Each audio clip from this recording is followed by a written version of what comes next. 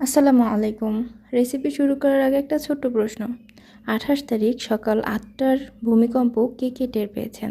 যদি টের পেয়ে থাকেন কমেন্টে জানাবেন। আমি আশুগঞ্জ ব্রাহ্মণবাড়িয়া থেকে বলছি।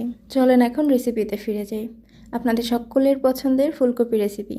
ফুলকপির সিজনে যদি ফুলকপির রেসিপি খেয়ে মন না ভরতে পারি তাহলে কি হয়?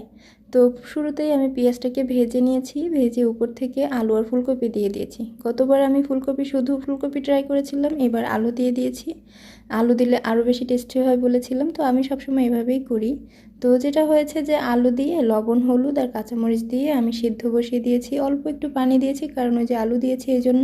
খুবই সিম্পল এবং টেস্টি একটা রেসিপি। মাত্র 5 থেকে 7 মিনিটের মধ্যে সব কিছু সিদ্ধ হয়ে গেছে।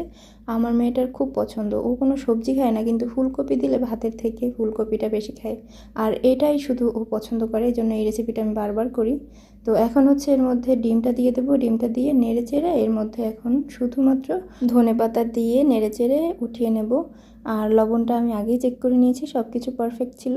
তো রেডি আমার হেলদি অ্যান্ড টেস্টি রেসিপি। আসসালামু আলাইকুম। রেসিপি শুরু করার আগে একটা ছোট্ট প্রশ্ন। 28 তারিখ সকাল 8টার ভূমিকম্প কে কে টের পেয়েছেন? যদি টের পেয়ে থাকেন কমেন্টে জানাবেন। আমি আশুগঞ্জ ব্রাহ্মণবাড়িয়া থেকে বলছি। চলেন এখন রেসিপিতে ফিরে যাই। আপনাদের সকলের পছন্দের ফুলকপি রেসিপি। ফুলকপির সিজনে যদি ফুলকপির রেসিপি খেয়ে মন না ভরতে পারি তাহলে কি হয়?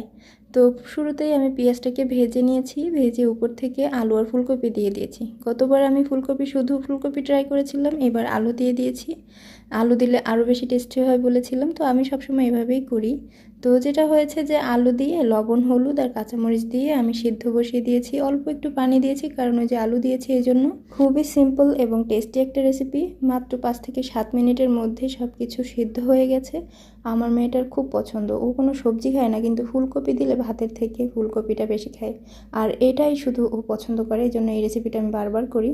তো এখন হচ্ছে এর মধ্যে ডিমটা দিয়ে দেবো। ডিমটা দিয়ে নেড়ে চেড়ে এর মধ্যে এখন শুধুমাত্র ধনেপাতা দিয়ে নেড়ে চেড়ে উঠিয়ে নেব। আর লবণটা আমি আগেই চেক করে নিয়েছি, সব কিছু পারফেক্ট ছিল। তো রেডি আমার হেলদি অ্যান্ড টেস্টি রেসিপি।